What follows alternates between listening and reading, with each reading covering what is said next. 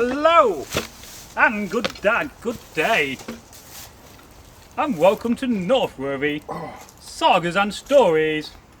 I'm your host for the day, Braggy, the son of Magnar, and yes, I am a Viking, and I'm also a teller of stories.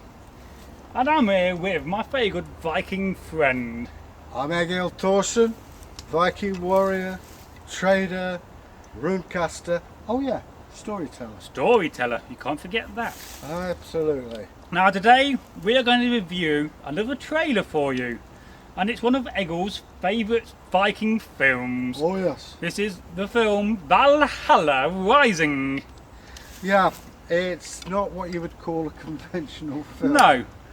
It's a one-man struggle through adversity, where it gets worse, and he even sees his own death. Yes. But yet he still wants to go to Valhalla and ends up headbutting a club. Oh, you can't blame him. I'd like to go to Valhalla.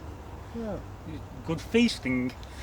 So, yeah, I think overall this is a great movie. It's probably one of the best Viking movies I've ever seen. It's a different one. Yeah. It's probably more classed as a Viking horror film. Yeah, I wouldn't have your children watch it. No, it's a bit gory. Yeah. So we start off with this film. We've got the narration, setting the scene.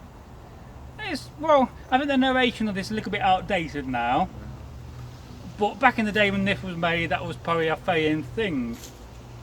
Yeah, I mean, it's a very dark theme as well as being very dark in actual fact. Yes. One or two Scots accents are Yes. a bit iffy, but never mind. And then it's in a ancient land. Yeah. It's set. And then you see our man, the slave, One eye. one eye, and he has a nice knotted hairdo. I thought, It's called a Swabian knot. yes, Swabian knot. There you go. You've heard it first here from Egil. Oh yes, I thought that was brilliant. And then we see the Viking slave with the tattoos. Yeah. There's a bit of this sort of reminiscence of the arena. Yeah, isn't is it? he a Viking, this slave? Well, I think he's supposed to be a Celt with Yes. all those, because bear in mind we're in Scotland. That's not our hero. No. No. No, he's got the overall blood covering. Yes. So I thought he looked good. A little Yeah. bit confusing where he came from, but yeah, they would have got Celtic slaves and slaves from all over the place. So Oh, yeah. you could see that, and I think the realism of that is good. Yeah. And one thing you got to remember is that this is set in Scotland, isn't it? Yeah. And you often think at first, well, is it set in Iceland or is it set in Norway? No, it's actually set in Scotland. And then you see this guy, and he's wearing this nice brown cloak Yeah. on the moorland. And I thought that was really good. And Yeah. nice cloak, nice clothing. They look mucky, they look worn. That's one thing I like about this film. It's everyday wear. Yeah, the costume designers who actually went out and made the costumes look worn, and that's how it should be. Yeah. Clothing wears. Well, As you can see from Egil, a very good example of wear of clothing there. this has to be washed before Yes. you say anything. Yes. And then you see clothing looks good, it looks worn, like I said. Yeah. Then you see scars on the slave, one eye, Yeah. our hero. And boy, has he got scars. He's got some scars, alright. He's been in some fights, I can Yeah. clearly say. And I think that's nice to see that, because He's a bit like a Viking Age gladiator. Yeah. I think too often in films you'll find too many people with just smooth faces. Yeah. That would not have been like that. If you're a Viking or Saxon, you would have been in a number of battles, most probably, and you most probably might have been injured a few times. Well, even in day-to-day life, accidents happen. Well, yes. And you'd have got scars from it. Not to mention things like even smallpox, stuff like Yes. that was around the area. And various Oh, other yes. things. And then you see yet again something which is always bad in movies, and especially movies which we work and we talk about, is a Viking, and he's got a sword on his back again. Yeah. Something we often talk about in these trailers, Mm. and the fact that it's very impossible. If I got my sword there, for me to get my sword out, Also, if I'm I can't do attacking it. him, I can just get it out. Yeah. by which time he'd have been hacked I would have been hacked to pieces. bits. I mean, the difference between getting my sword out there is a lot quicker. Well, there is a school of thought. If you look at some of the Vikings, thank you, they actually wear the swords if I show you. Like the samurai, are like that. Now, if you're being attacked, that can strike somebody before they even start. It can stop a blow. It's a nice sword. Yeah, I'll take this. See ya. Alright, see ya. Yeah. But, I think I paid 60 quid for that. Anyway, so yet again, why do they insist, Hollywood and the movie producers and people, on having heroes with a sword on the back? It's just never done. No. You know, it's practically impractical. In fact, Hollywood, no more swords on backs. Silly. Yeah, leave it to fantasy movies Yeah. like Conan the Barbarian. Conan the Vegetarian. Yeah, I heard of that one. Anyway, so that's the little thing about the sword on the back. I don't like to see it. It should be stopped. Yeah. Terrible. Then the next scene you see the slave, and he's got an iron collar. That's quite accurate. I thought, you know, and he's having a bath at this stage. He's in like a little pool. The iron, if I've got it right, the iron collar was the sign of the slave or knitting. Nothing. Yeah. It's a bit harsh. Yes, it is a bit hard. But yeah, as I say, the iron collar, even in Kirk Douglas' film, you see Tony Curtis take his ring off and throw it in the sea. Unlikely. But they have found iron collars, usually with chains attached, so there you go. In the Kirk Douglas film, did he not have a leather collar? Could be wrong there. I'm trying to think of what. Don't think picture. so, no. No, well, so yeah, I thought that was a good scene. I think it's nice. I've gone to the detail of giving him an iron collar, which you know promotes his slavery and his status. Yeah. And then you see a fight scene. It's a very cool fight scene, and it's very gory as well. Do you want to just talk about the fight scene? If it's the one where two people are attacking him, while I he's think showing so. up. Yeah, that is very effective. It's the pre-Christian scene. Yeah, it's because he has a bath and finds the arrowhead. That's Yes. later on. But this scene, yeah, and you think that's unfair. They've chained him up. The next thing you see, two dead bodies, and you sort of, yeah, all right, pick the flies out of that one.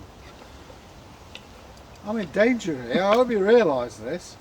Well, it's good to have a weapon in your hand. So yeah, I thought it was a great fight scene, that. Yeah. And yet again, another brilliant aspect of this movie. Yeah. Very effective. Well, what I like about the whole film, they don't sugarcoat it. No. It's a hard time with hard people in a difficult environment. Well, you don't want it to be sugar-coated. You want it to be realistic, and this film was realistic. Yeah. Well, yeah, to a degree. to a degree. There's always inaccuracies in most films. Right. I mean, will there ever be a Viking film with 100% authenticity? I don't think so. Well, what we think is being truthful in 50 years' time could be proven to be. Well, of course so. I mean, if you went to even places, universities in the 60s and even the 70s, they all said, well, they all had horn helmets. Yes. We know that's not the case. I mean, today's archaeology will not be tomorrow's archaeology. And that's the same with science. Yeah. Well, that's another subject. That's So, good one. then the next scene you see is the Christian camp Oh, setting. yeah. I want to talk about that. I like the way they've just raided a village and there's loads of slaves and dead bodies. But their weapons, oh my god, who the hell thought that one through? Don't know. They got paid for that as well. Yeah, I mean, you've got something that looks like a bottle opener on the swords. Yeah. And yet there are other swords that are alright. I'm only assuming that they hadn't got many Viking swords in the props department. That's not really an excuse. Not really, no. Not in this day and age. Well, you either send out for some more or you make some more. It's not difficult to ring up, Paul Binns and say, we're doing a movie, can you supply some combat swords? Probably got armourers anyway on there because if they're doing fighting. So that's just sloppy, I think. Yeah. Yeah, the Christians were using one sword. I mean, one of them looked very, very late medieval. It had like these prongs on it. That's it, the bottle opener. The bottle opener. Only Guinness with. I couldn't really understand that. And But it's a nice sword, but just in the wrong period. well, I don't know. I mean, they had the Christians that are a bit rabid Yeah, you know Yeah. what I I mean? mean, do you think they over-Christianised them? I think they went a bit OTT with it. I mean, people may disagree, but I mean, just thought yeah. it was a bit OTT for what they were doing. Yes. But I suppose it then fits the context of we're setting up a new land for God. Yeah. But were they over the top with the pagan stuff, and therefore they've got to be over the top with the Christian stuff? Yeah, I suppose it is a fair So argument. it's, Yeah. it's a balance of the two. Yeah. I thought their camp was interesting, what they had, the Christian camp. Yeah, I mean, basically there was a cross and that was it. Yes, not much, just enough to give you the symbolism of that the Christians. Well, let's face it, And it gets pretty There's chilly a, in bit, there's a Scotland. little bit templey, weren't they? You Yeah. know. I mean, you know, wearing mail in cold weather, brr. Yeah. Uh, And then you see a guy, he's got like a padded jerkin or leather jerkin, and he's got all these washers on, which to me was a little bit later medieval than Yeah. the period. yeah, Although it is known that the Vikings did have jerkins like that, but he Yeah. wasn't a Viking, he was a Christian. well, you've got Christian Vikings, but at the same time, some of the periods were a little, that's the best word to describe it, but as far as I was concerned, I was looking more at the story, which is, again, I found interesting, if not a little gory, It was very gory. but It's definitely an 18 rated film, I think. This is. yeah, there's some of the things I think were just idle. Instead of just putting out a little bit more effort, because, I mean, even here we've got 3 or 4 swords we could put up. Oh, yes, very And quickly. we're not even a film company. And, I mean, here you go. We could have used one of those instead of that. Yes, there's definitely horrible there's thing. enough, Dark Age equipment out there Yeah. and kit, not to have it another way. Well, we're just going to move to the camera because we need a... Just go and do it. The board moved round. I was reading from bad board, behave yourself. It's not in the corridor of the board. It's going to go again because the wind's there. Yeah. But, yeah. You learn about these things when you film. Anyway, so the next scene you see is the boat scene, which I thought was really nice with the men sitting down rowing. Yeah. Though again you see the guy with the fancy sword, which is too late. Yeah. But did you notice you got pagan one end, Christians the other? Yeah. Oh, no. Segregation or what? On a boat crew, you have to be like that. Yes. You cannot operate a longship. It's like if we're on a longship and it's not sitting right, and I have to go over here, or Draghi has to come over here, you have to have faith. When he pulls a rope, that sail will either go up or down, and I have to know that he's doing it right, and he has to know that I'm doing things right. So you can't really have strangers on a longship. Then you see the boat. It's like crossing the Atlantic. Yeah. So That's one thing I got a problem with, is that they're laying in the longship, it's all foggy, yeah, and they're off the coast of Scotland. Next thing you're in the middle of a creek in America. yeah. I mean, you could have done a whole movie just on the journey. Yeah, it's a bit It's a bit, stretching it. yeah. But what I do like is when they're trying to drink water and it's seawater and go, ugh, then they find fresh water. But one thing I thought about the boat was too small for an ocean Yeah. voyage. They would have had a much larger ship, and yeah. Boats are for Belper Lake, ships Yes. are for the sea. So I thought that could have been a little bit better. And it was. Yeah. I didn't know the boat was a fiberglass boat. Was it a wooden boat? I don't know. To me, that didn't matter. The No. fact is, you want it bigger, and More ocean going. there wasn't a big crew, is it? Really? Not When you really, look at it. no. And then you got the clothing. It's a bit dull, and it's all a bit bland. There's not enough bright colours like we're wearing. You Yeah. know. The Dark Age Not clothing wearing. was very colourful, if you could afford it, that is.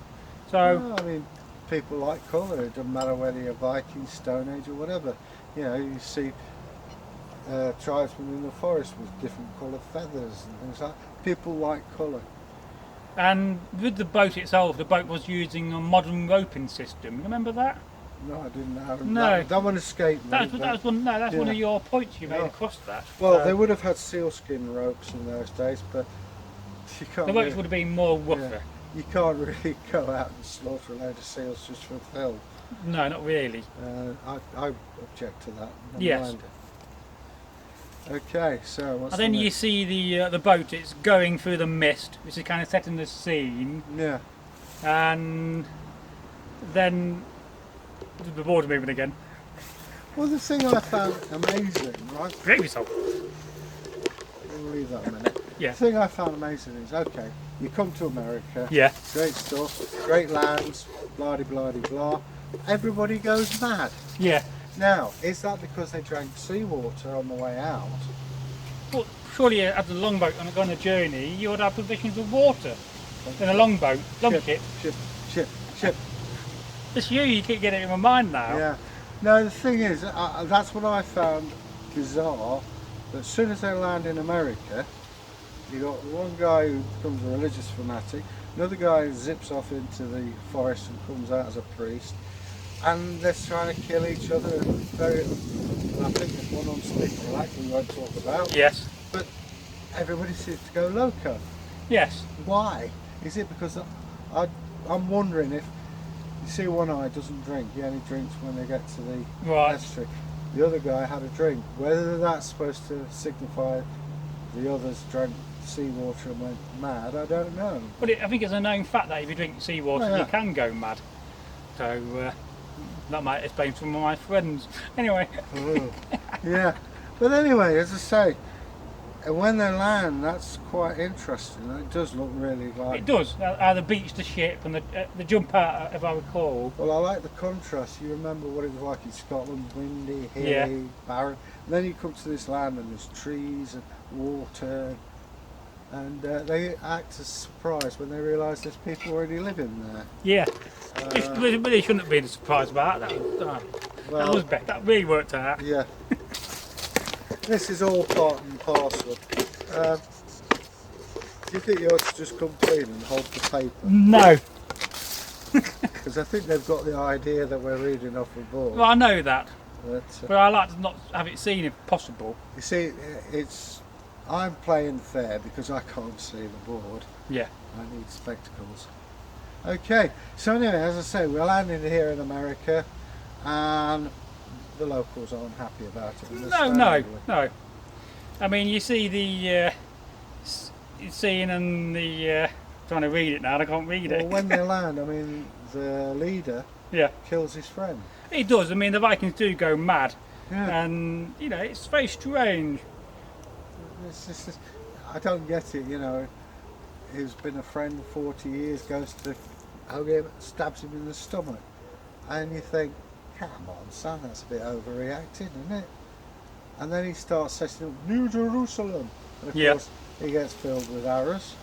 And in fact, the only one that survives is the guy who, interestingly, comes out of the forest. He's painted over, but he's got runes on him, Northumbrian runes. Yes. And he seems blissfully happy and settling down. And the boy with one eye. Yeah. Well, yeah. You have the boy with one eye. I mean, the clothing yet again looks cool. It looks mucky and it looks used. He is clean as a whistle. Yeah. His clothes are, like you say, Yeah. But why is but that? his face is clean and his blonde hair.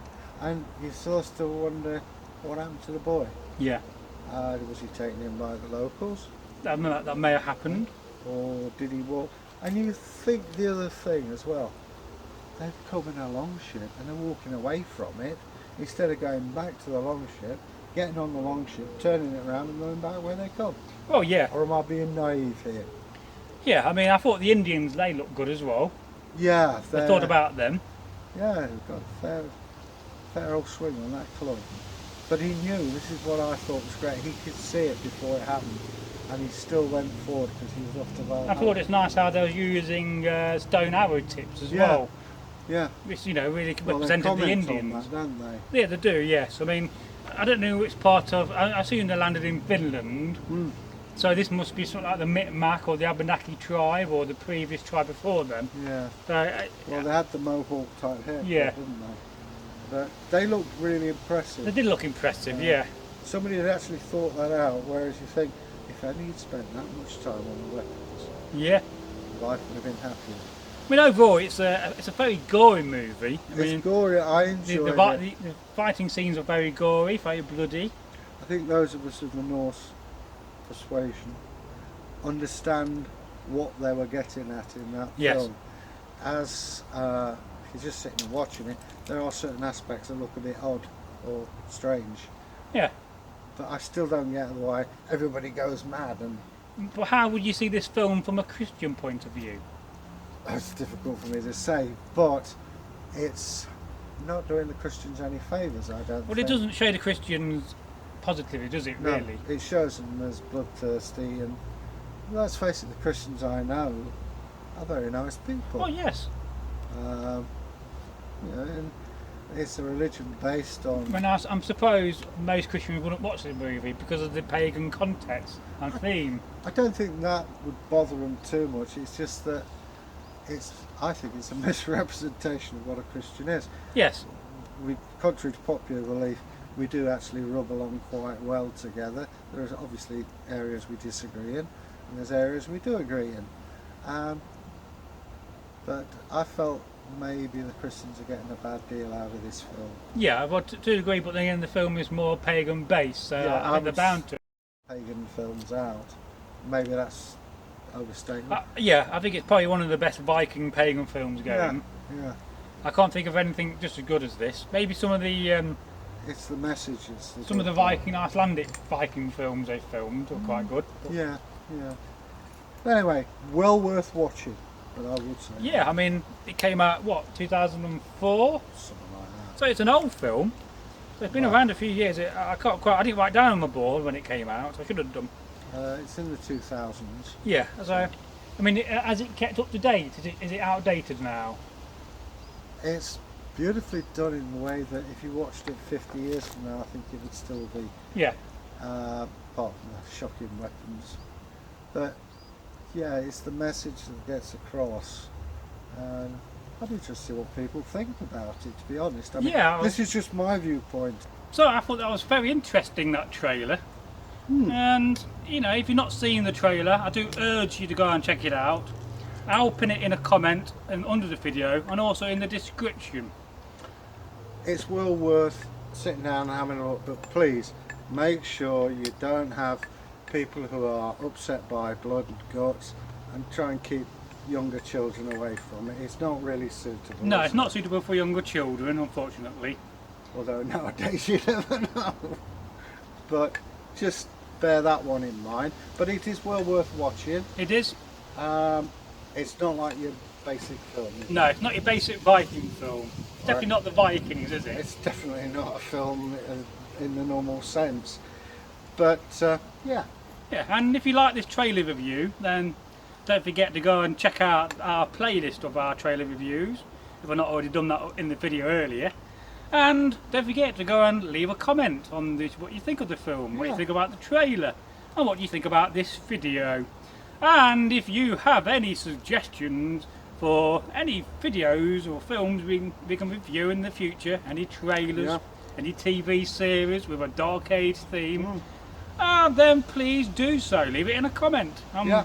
Me and Eggle will be more than happy to review them for you. Yeah, that's fine. So, from me, Braggy, Magnusson, the Viking, and a warrior, it is goodbye. And from Egil, who's still got all his fingers, it's a goodbye from me. Yes, goodbye. And hey, Was hail. stay groovy. And thank you for watching. Thank you.